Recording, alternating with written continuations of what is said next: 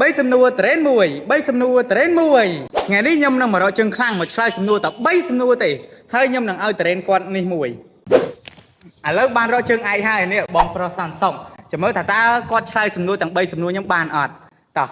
ឥឡូវបងត្រៀមខ្លួនរួចនៅរួចបងអូខេអញ្ចឹងចាំមើលថាតើបងយ៉ាងណាអញ្ចឹងសំណួរទី1តើ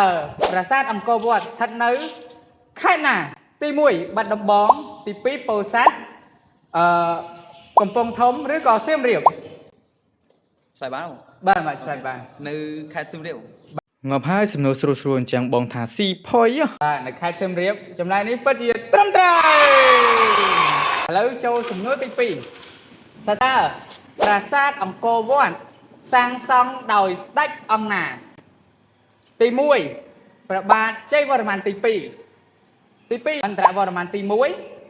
ព្រះបាទសូរ្យវរ្ម័នទី2ឬក៏ព្រះបាទជ័យវរ្ម័នទី7សំណួរទី1ដូចស្រួលដល់ពេលទី2កាំងតម្រងបងឆ្លើយចេញអត់ឥឡូវខ្ញុំឲ្យលក្ខខណ្ឌពិសេសបើសិនបើបងប្រាប់ខ្ញុំរឿងមួយមកខ្ញុំនឹងលុបចម្លើយ2ទុកចម្លើយតែ2ទេឲ្យបងឆ្លើយអូខេបាច់ឈើនេះដល់ធំទលាយនេះអាហ្នឹងគេទុកសម្រាប់ធ្វើអីគេទៅបងហ្នឹងខាងបរិយាយើងបង្កើតមកគឺដើម្បីទុកសម្រាប់ជួលឲ្យភ្ញៀវនិងអតិថិជនសម្រាប់ធ្វើកម្មវិធីផ្សេងៗដូចជារៀបអាពាហ៍ពិពាហ៍តាំងពិព័រណ៍និងគូកណាត់ហើយនឹងដូចជាមានកម្មវិធីតូចធំក្តីអូបាទបងអូខេឥឡូវអញ្ចឹងខ្ញុំផ្ដល់ជំរើស2ឲ្យបងអញ្ចឹងមាន2ព្រះបាទសូរ្យវរ្ម័នទី2ឬក៏ព្រះបាទជ័យវរ្ម័នទី7ឥឡូវខ្ញុំយកសូរ្យវរ្ម័នទី2អូចម្លើយនេះពិតជាត្រឹមត្រូវបាទត្រូវទៀតហើយឥឡូវនៅសល់មួយសំណួរចុងក្រោយជាមួយបានតរេននេះអត់ឥឡូវខ្ញុំសុំសួរបងមួយសំណួរទៀតតើស្ដេចអង្គណាបង្កើតអាណាចក្រអង្គរមុនគេទី1ព្រះបាទជ័យវរ្ម័នទី2ទី2ព្រះបាទមហិន្ទរវរ្ម័នទី1ទី3ព្រះបាទ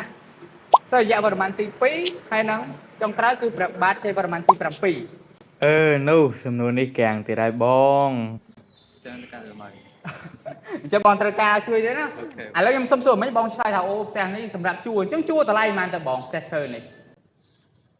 សម្រាប់ផ្ទះឈើនេះយើងបង្កើតមកគឺសម្រាប់ជួលឲ្យថ្លៃ150ថ្លៃ150អូធំណាស់តែជួលធូរថ្លៃសមរម្យដែរណាបងបាទឥឡូវខ្ញុំទុកឲ្យជំរើស2ព្រះបាទជ័យវរ្ម័នទី2ឬក៏ព្រះបាទមហិន្ទរវរ្ម័នទី1គេច្បាស់ណាបងអ្នកតោះគ្នាទីមើលថាគាត់ឆ្លើយត្រូវអត់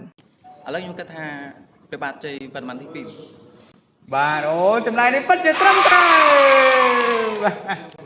បាទអញ្ចឹងបងទទួលបានតរេនមួយអូបាទវ៉ាវខ្ញុំកាន់នឹងឈឺដៃអស់ហើយនេះហើយខ្ញុំមានស្រោមដៃបងមានស្រោមដៃអូអញ្ចឹងខ្ញុំសួរមួយទៀតបងបរិយាទេសចរនេះស្ថិតក្នុងក្រុមហ៊ុនរបស់អុកញ៉ាមួយណាដែរបងលោកអុកញ៉ាពុំខៀវសាម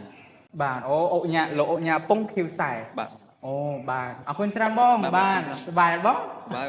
បាទជម្រាបបងអរគុណបងបាទ